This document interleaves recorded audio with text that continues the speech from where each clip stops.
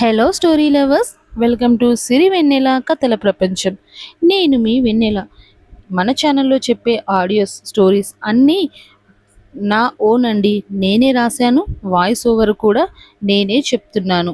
మన స్టోరీలోకి వెళ్ళే ముందు అందరూ ముందుగా వీడియోని ఒక లైక్ చేయండి, మన ఛానల్ని సబ్స్క్రైబ్ చేసుకోండి, అలాగే షేర్ చేయండి, కామెంట్ చేయండి. మై డియర్ విలన్ స్టోరీని వింటున్నాము. స్టోరీలోకి వెళ్ళిపోదాం ఇప్పుడు. హ్మ్. ఏయ్ పిచ్చుక, నువ్విక్కడే ఉండే, నేను వెళ్ళి మీ బాబుని అన్నని పట్టుకొస్తా అని వెనక్కి వెళ్ళాడు సామ్రాట్. సామ్రాట్ గారు ఒక్క నిమిషం అంటూ వెళ్తున్న సామ్రాట్ని పిలిచి తన దగ్గరికి వెళ్ళిన మైనా ఫైట్లో చెరిగిపోయిన తన క్రాఫ్ ఇంకా కాలర్ సెట్ చేసి సామ్రాట్కి చేతికి అంటుకున్న బ్లడ్ని చున్నీతో క్లీన్గా తుడిచిన మైరా. సామ్రాట్ గారు ఫేస్లో కాస్త కోపం తగ్గించి నవ్వుతూ ఉండండి అంది మైనా. ఆ అని సామ్రాట్ నుండి సీరియస్గా వచ్చిన గొంతుకి, ప్లీజ్ ప్లీజ్ సామ్రాట్ గారు, నా కోసం ఈ ఒక్కసారి కాస్త కూల్గా ఉండరా. మా వాళ్ళు ఏ కారణం చేత అయినా మిమ్మల్ని తప్పుగా అనుకోవడం నాకు ఇష్టం లేదు. నేను మిమ్మల్ని వదులుకోవడానికి సిద్ధంగా లేను అని చిన్నగా తలదించి చెప్పింది మైనా. మైనా గొంతులో తెలుస్తున్న తేడాకి నిజంగానే తను భయపడుతుందని అర్థం చేసుకున్న సామ్రాట్ మైనా చేతిని పట్టుకొని, భయపడకే, నాకు ఎవరి ముందు ఎలా ఉండాలో బాగా తెలుసు. నువ్వే కాదు, నేను నిన్ను వదిలే ప్రసక్తే లేదు. అనవసర భయాలు పెట్టుకోకుండా ప్రశాంతంగా ఉండు అన్నాడు భరోసాగా. అతని స్పర్శలో తెలుస్తున్న భరోసాకి అని కళ్ళు పైకెత్తి థ్యాంక్స్ అన్నట్లుగా కళ్ళతోనే చెప్పి దూరం జరిగింది మైనా. మైనాను సమీర్, అర్నవ్ వాళ్లతో వదిలి సుధీర్ వాళ్ళ కోసం గుళ్ళోకి వెళ్తాడు సామ్రాట్. సామ్రాట్ వెళ్ళాక సమీర్, అర్నవ్ ఒకరికొకరు ధనుష్ని కార్ డిక్కీలో వేస్తారు. సిస్టర్, బయట చల్లగా ఉంది, నువ్వు వెళ్ళి కారులో కూర్చో అన్నాడు సమీర్. పర్లేదన్నయ్యా, సామ్రాట్ గారు వచ్చే వరకు ఇక్కడే ఉంటాను అంది మైనా. తను ఇక్కడ ఉండడం వల్ల మైనా కారు ఎక్కదేమో అనుకొని తాను మరో కారు వైపు వెళ్తూ, మైనా వెళ్ళి కారులో కూర్చో అని చెప్పి వెళ్ళిపోయాడు అర్నవ్. పర్లేదు సార్ అంటున్న మైనా మాటకి సిస్టర్ రండి అని మళ్ళీ సమీర్ పిలవడంతో ఇక తప్పక కారులో కూర్చుంటుంది మైనా. గుడిలోకి వెళ్ళిన సామ్రాట్ ముందు కార్ దగ్గరకు వెళ్ళమని చెప్పి మామ బామ్మర్దులు ఎక్కడున్నారో వెతికి పట్టుకొని సారథి గారితో పాటు వాళ్ళని తీసుకొని వెళ్ళాడు. ఒక కారులో నలుగురు ఆడవాళ్ళని ఎక్కించుకొని సామ్రాట్, మరో కారులో నలుగురు మగవాళ్ళని ఎక్కించుకొని ఆర్నవ్ స్టార్ట్ అయ్యారు ఇంటికి. 25 సంవత్సరాలుగా నా ఇంటి గేట్ దాటి లోపలికి రాలేని వాడివి ఉన్నట్టుండి నేరుగా నా ఇంట్లోకి వచ్చావంటే కాస్తైనా నీకు డౌట్ రావాలి కదరా అన్నాడు ఆరవ్ నవ్వుతూ. విక్రాంత్ కళ్ళు చిన్నవి చేసి, అంటే ఇదంతా నీ ప్లానా అన్నాడు అనుమానంగా. లేకపోతే ఇన్నాళ్ళు నీలో లేని దమ్ము ధైర్యం ఇప్పుడు వచ్చిందనుకుంటున్నావేంట్రా, హౌలేగా అని లాగిపెట్టి కొట్టాడు ఆరవ్. ఒకే దెబ్బకి కళ్ళు బయర్లు కమ్మి కింద పడుతున్న విక్రాంత్, రే ఆరవ్, 25 సంవత్సరాల క్రితం నువ్వు గెలిచావని ప్రతి గెలుపు నీ వైపే ఉంటుంది అనుకోకు. ఈసారి నా గెలుపుని నువ్వు కాదు, ఆ దేవుడు కూడా ఆపలేడు. ఆల్రెడీ నా గెలుపుకి ఎప్పుడో 25 సంవత్సరాల క్రితమే పునాది పడింది. అది ఇప్పుడు మహావృక్షమై నిన్ను, నీ కుటుంబాన్ని కబళించేందుకు నీ కొడుకు రూపంలో సిద్ధంగా ఉంది అని నవ్వుతూ అన్నాడు విక్రాంత్. సాకేత్కి విషయం ఏం అర్థం కావట్లేదు, కానీ భయం ఇంకా స్ట్రెస్ ఎక్కువై అప్పుడే కింద పడబోతున్న శామ్ను చూసి ఒక్క ఉదుటున ఆమెను చేరి పడకుండా పట్టుకుంటాడు సాకేత్. రేయ్, దాన్ని టచ్ చేస్తే చంపుతా ఆవేశంగా అరిచిన విక్రాంత్ దవడ పేలిపోయింది మరోసారి ఆరవ్ చేతిలో. అది అనుమానంగా ఫీల్ అయిన విక్రాంత్ ఆవేశంగా ఆరవ్ని కాలర్ పట్టుకోవడానికి ముందుకు వస్తే ఆరవ్ విక్రాంత్ గొంతు పట్టుకుని పైకి లేపాడు కోపంగా. ఈసారి ఆరవ్ స్టెప్కి విక్రాంత్ గొంతు అంత అయింది. అసలైతే ఏమనుకున్నాడు అంటే ఈ మాట చెప్పగానే ఆరవ్ ఫేస్లో కన్ఫ్యూజన్, షాకింగ్ ఎక్స్ప్రెషన్స్ వస్తాయి అనుకున్నాడు. బట్ ఆరవ్ మాత్రం లైట్గా తీసుకున్నాడు విక్రాంత్ చెప్పిన మాటని. అది చూసి వాడి గొంతు చుట్టూ బిగుసుకున్న నొప్పి సైతం మరచి విక్రాంత్ ఆశ్చర్యపోతుంటే ఆరవ్ నవ్వుతూ, ఏరా, నువ్వేదో గట్టిగానే ఫిక్స్ అయ్యా ఎక్స్పెక్ట్ చేస్తున్నట్లున్నావు, ఇంతకీ ఏమేమి ఎక్స్పెక్ట్ చేస్తున్నావు? నువ్వు ఇలా చెప్పగానే నేనేదో భయపడుతూ కంగారు పడిపోతూ ఏం చేశావు విక్రాంత్ అని భయంగా అడుగుతాను అనుకున్నావు కదా అన్నాడు ఆరవ్. ఆరవ్ నవ్వులో సైతం విక్రాంత్కి డేంజర్ బెల్స్ వినిపిస్తుంటే కళ్ళు చిన్నవి చేశాడు ఆరవ్ రియాక్షన్కి. సాకేత్ సామ్ని బెడ్ మీద పడుకోబెట్టి తన హెల్త్ చెక్ చేస్తుంటే విక్రాంత్ పిడికిలు బిగించి కోపంగా చూస్తాడు సాకేత్ వైపు. ఏంది బే ఆ చూపు? లఫుట్.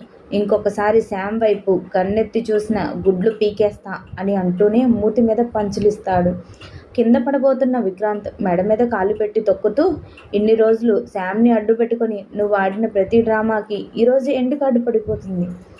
నువ్వు చేసిన తప్పులకి ఇప్పటికిప్పుడే నిన్ను ఇలాగే చంపేయాలని ఉంది. కానీ నీలాంటి ఎదవకి అంత ఈజీగా చావు రావడం నాకు అసలు ఇష్టం లేదు. నువ్వు చేసిన ప్రతి తప్పుకి శిక్ష అనుభవించి నీకు నరకం అంటే ఏంటో ప్రత్యక్షంగా చూపించి నేను చంపను అన్నా కూడా నీ అంతట నువ్వే ఎవరినైతే ఇన్నేళ్లుగా కింద పెట్టుకొని నీ ఊపిరిని కాపాడుకున్నావో ఆ మనిషి కాళ్ళే పట్టుకొని నీ ఆయువుని తీసేయమని వేడుకోవాలి. ఏ రక్త సంబంధమైతే అడ్డు పెట్టుకొని నువ్వు ఎన్ని ఆటలు ఆడావో ఆ రక్త సంబంధమే నీ బాడీలో రక్తాన్ని బయటకు తీయాలి. నీకు నేను ఇచ్చే చావు ఎలా ఉంటుందో తెలుసా? అది మృత్యువే అని నీకు తెలుస్తున్నా దాన్ని నువ్వు ఆనందంగా కోరుకోవాలి. అప్పుడు కూడా నీకు ఆనందాన్ని ఇచ్చే ఆ మృత్యువుని నీకు అందనివ్వను నేను. ఆరవ మాటల్లో చెప్తున్న తన చావు విక్రాంత్కి విజువల్స్ ఎఫెక్ట్లో క్లియర్గా కనిపిస్తుంటే లిటరల్లీ షివరింగ్ స్టార్ట్ అయింది వాడికి. తన చావు శంఖారాగం చెవుల్లో మోత మోగిపోయింది.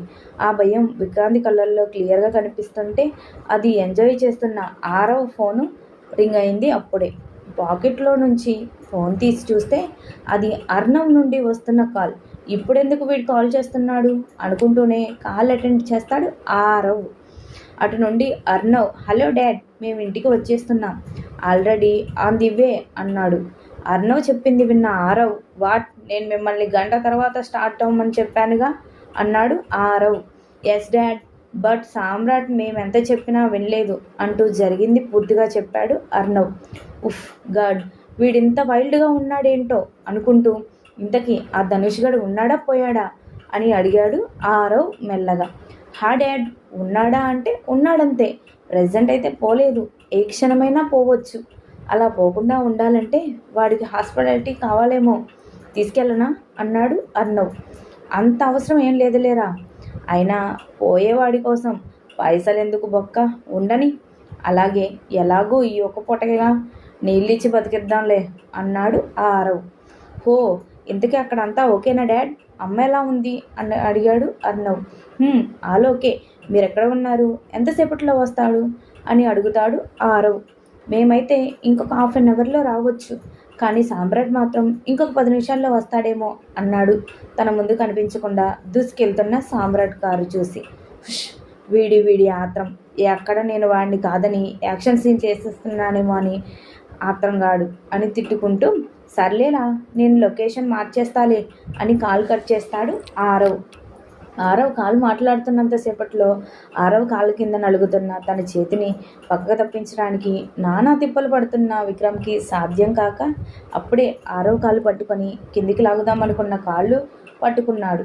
అది చూసిన ఆరవ్ నవ్వుతూ, అరే ఏంట్రా ఇది, నా కాలు పట్టుకుంటున్నావా చుచ్చు అన్నాడు వెటకారంగా. ఆరవ్ వెటకారానికి క్రాంతిగాడికి ఒళ్ళు మండి కాలు పట్టి గట్టిగా లాగబోయాడు. కానీ అప్పటికే కాళ్ళను విదిలిస్తూ ఒక్క తన్ను తన్నాడు విక్రాంత్ పొట్టలో. అంతే, అడుగులు సర్రమని పాక్కుంటూ, విక్రాంత్, ఇదిరా నీ ఒరిజినాలిటీ, అందితే జుట్టు లేకపోతే కాళ్ళు, కానీ నేను నీలా కాదురోయ్, నేను మాటంటే మాటే, నిన్ను కుక్కను కొట్టినట్టు కొట్టి ఆ కుక్కలు సైతం నీ శవాన్ని పిక్కు తినడానికి భయపడే విధంగా నీకు చావునిస్తా అని సీరియస్గా చెప్తూ సాకేత్ వైపు తిరిగి, శామ్కి ఇప్పుడు ఎలా ఉంది సాకేత్ అని అడుగుతాడు.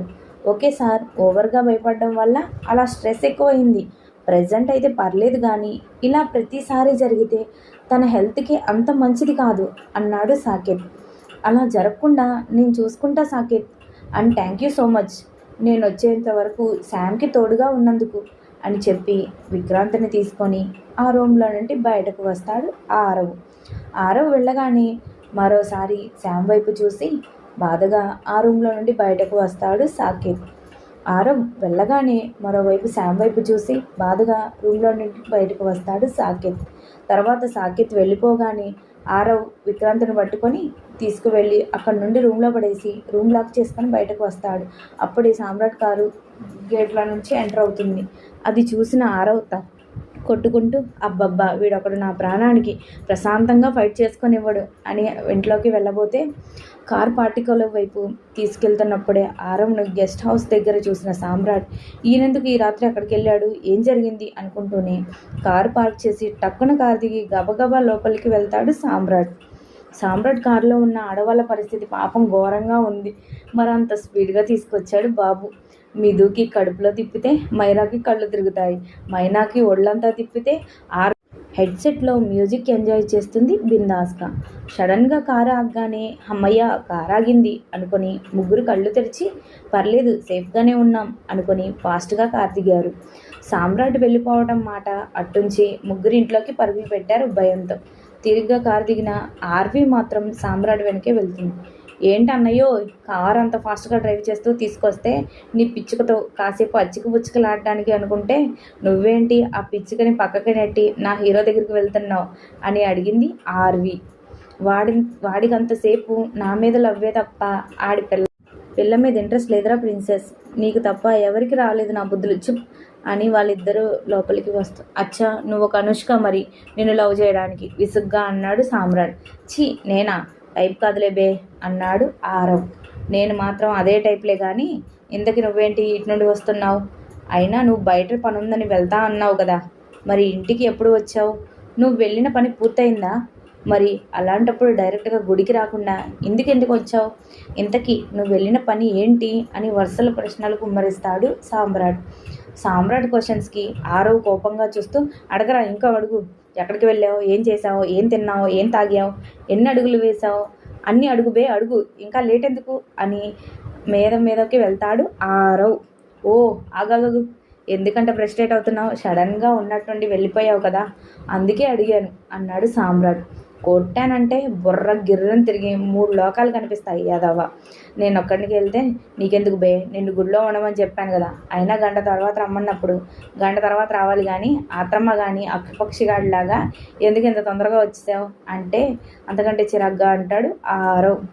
ఆరవ్ మాటల్లో కోపం కంటే ఎక్కువ చిరాకు కనిపిస్తుంటే అసహనంగా చూస్తూ నేను వస్తే నీకేం నష్టం, అయినా నువ్వెందుకు అంత కంగారుగా ఉన్నావు, నీ షర్ట్ ఏంటి నలిగిపోయింది, నీ చేతికి ఏమైంది ఎర్రగా ఉంది అని మళ్ళీ అడుగుతాడు సామ్రాట్. అబ్బా వీడితో పెద్ద గోల అయిపోయింది, చెప్పేంతవరకు వదిలేలా లేడుగా అనుకుంటూ ఆర్వి వైపు చూపించాడు ఆరవ్.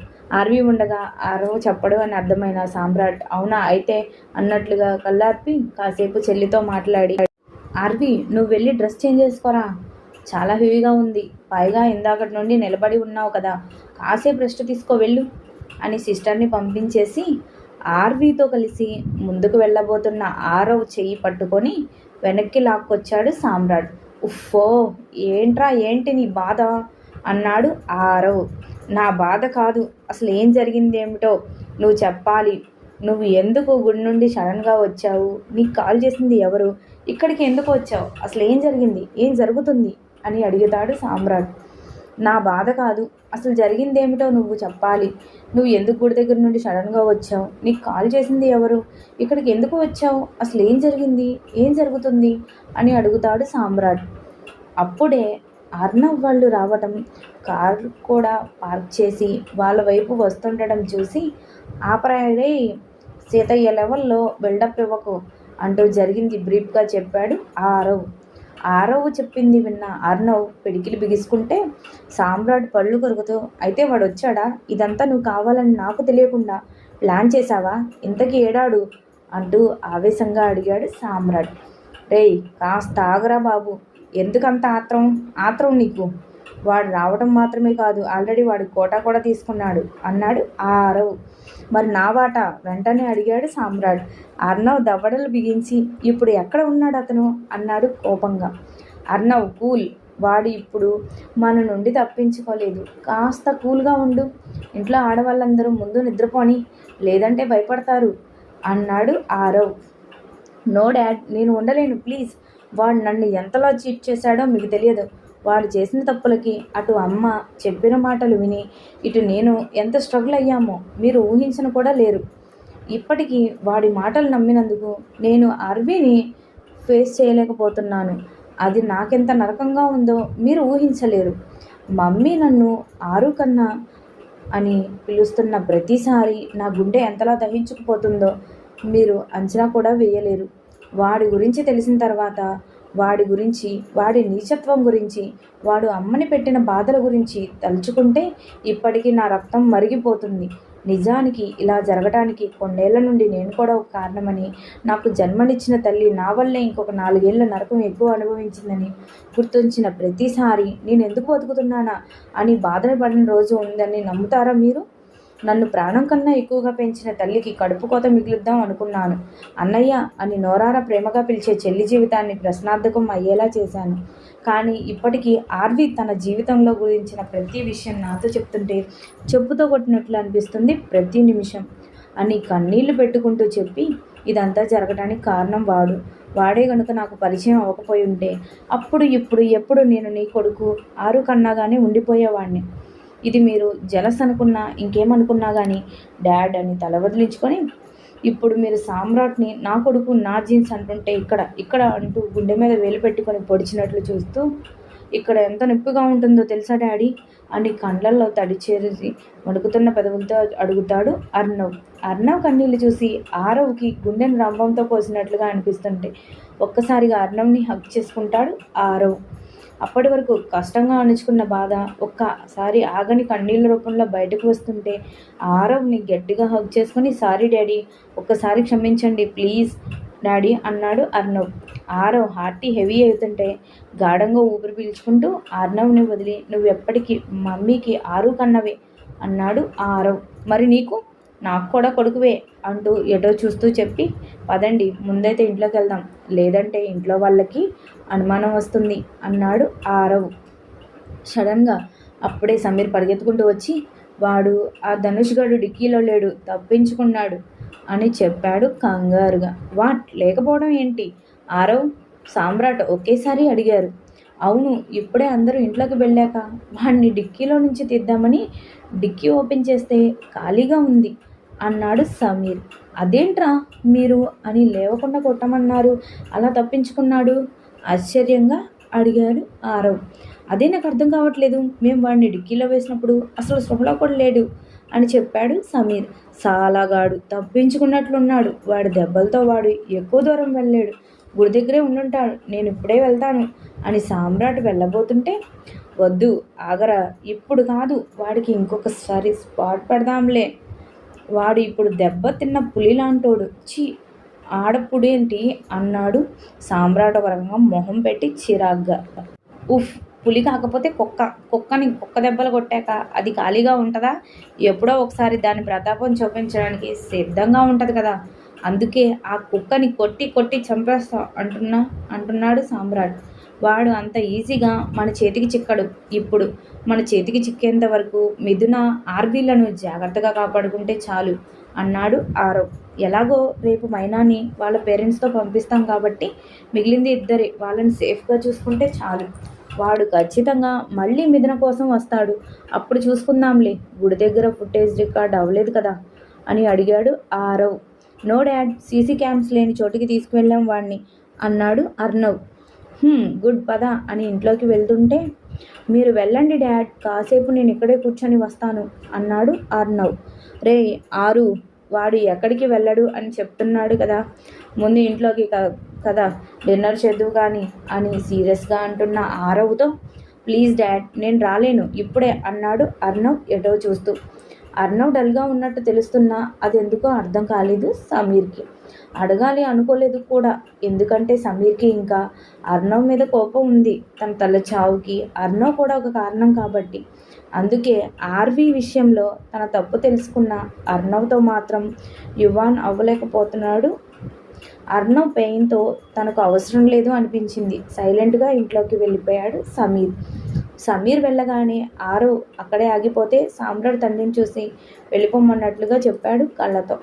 కాస్త చూసుకోరా అన్నట్లుగా కళ్ళతోనే సామ్రాట్కి చెప్పి ఆరవ్ వెళ్ళిపోతే, అందరూ వెళ్ళిపోయాక నిషితి చీకట్లో ఒంటరిగా కూర్చున్న అర్ణవ్ ఆకాశంలో చూస్తూ పిడికిలి బిగించి ఉంటే, అర్ణవ్ భుజం మీద చేసిన సామ్రాట్ పక్కకు వచ్చి నిలబడుతూ, ఈ నిమిషంలో నీకు నాకు పెద్దగా తేడా ఏం లేదు అర్ణవ్, నిజానికి సరిగ్గా చెప్పాలంటే నీకంటే ఎక్కువ నష్టపోయింది నేనే. అంతా ఉన్న ఒంటరిగా అనాథల ఎక్కడో స్లమ్ ఏరియాలో పెరిగాను. ఊహ తెలియని వయసులో ఆకలికి తట్టుకోలేక దొంగతనాలు మొదలెట్టాను. ఎందరితోనో మాటలు పడ్డాను, దెబ్బలు తిన్నాను, ఎంతోమంది చేత అవమానపడ్డాను. చివరికి వాటన్నిటిని తట్టుకొని నిలబడ్డానికి ఇలా రౌడీలా మారాను. ఎవరో చేసిన తప్పులకి ఇన్నాళ్ళు కన్నవాళ్ళకి దూరం అయ్యాను. బ్రతకడానికి తప్పులు చేశాను. కానీ నువ్వు నీ పుట్టుకకు కారణమైన వాడు చేసిన తప్పుకి అందరూ ఉన్నా అన్నీ ఉన్నా తప్పులు చేశావు. తప్పుడు దారిని ఎంచుకున్నావు. వేలు పట్టి సరైన దారిలో నడిపించాల్సిన తండ్రి తన స్వార్థం కోసం నిన్ను తప్పుడు దారిలో నడిచేలా చేశాడు. ఇందులో నిన్ను కన్నవాడి తప్పు ఎంతుందో, నిన్ను పెంచిన తల్లిదండ్రి నీకు తప్పేంటో ఒప్పేంటో అన్నీ తెలిసేలా చేశాక కూడా నువ్వు తప్పుడు మార్గం ఎంచుకున్నావంటే నీ తప్పు కూడా అంతే ఉంది. నిజానికి నాకున్న ఆవేశానికి కోపానికి ఎప్పుడైతే నువ్వు నా పిల్ల జోలికి వచ్చావో అప్పుడే నిన్ను ఏ కీలుకి ఆ కీలు విరిచేసేవాడిని. అప్పుడు వదిలినా కానీ ఆర్వి విషయంలో నువ్వు చేసిన తప్పుకి నిన్ను ఏకంగా వేసేద్దామని ఎన్నోసార్లు అనుకున్నాను. అంతెందుకు 2 సార్లు అటాక్ కూడా చేశాను. బట్ లాస్ట్ మినిట్లో నిన్ను బతికించింది మాత్రం ఎవరో తెలుసా? ఎవరు అన్నట్లుగా చూశాడు అర్ణవ్. ఇప్పుడు నువ్వు అడిగావు కదా, మరి నీకు అని ఆయనే. డాడ్ అని ఆశ్చర్యంగా చూశాడు అర్ణవ్. ఎస్, ఆయనే. నువ్వు ఆయన్ని మోసం చేయాలి అని చూసిన చివరికి తన ప్రాణానికి ప్రాణమైన కూతురి జీవితంలో ఎన్నటికి మాయని మచ్చని వేసినా కూడా ఇంకా ఆయన నిన్ను శిక్షించాలి అనుకోలేదు. ఇప్పటికీ ఆయన మనసులో నాతో సమానంగా ఆ హహ నాకన్నా ఒకంత ఎక్కువే నువ్వంటే ప్రేమ ఎక్కువ. సో నువ్వు ఇందాక అడిగావే ఎప్పటికీ నన్ను మీ ఆరు కన్నాగానే ఉండనిస్తారా అన్న దానికి ఆన్సర్ దొరికిందే అనుకుంటున్నా. కాబట్టి అనవసర విషయాల గురించి ఆలోచించకుండా నీతో ఈ తప్పు చేయించిన వాడిని ఇన్నేళ్ల మీ అమ్మ పడిన నరకానికి వాడికి సరైన శిక్ష వేయడానికి సిద్ధంగా ఉండు అని చెప్పి లోపలికి వెళ్ళిపోతాడు సామ్రాట్.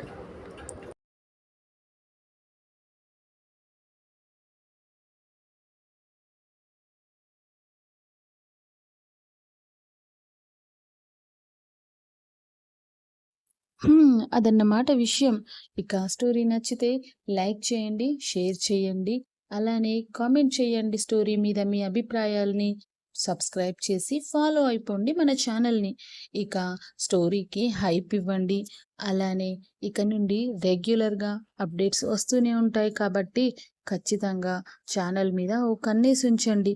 మనలో మనమాట బెల్ ఐకాన్ని టచ్ చేసి పెట్టేసుకున్నారనుకోండి, ఎప్పుడు నేను అప్డేట్ ఇచ్చినా గానీ వెంటనే మీకు నోటిఫికేషన్ వస్తుంది. బావుంటుంది కదా అలా. ఓసారి ట్రై చేయండి ప్లీజ్.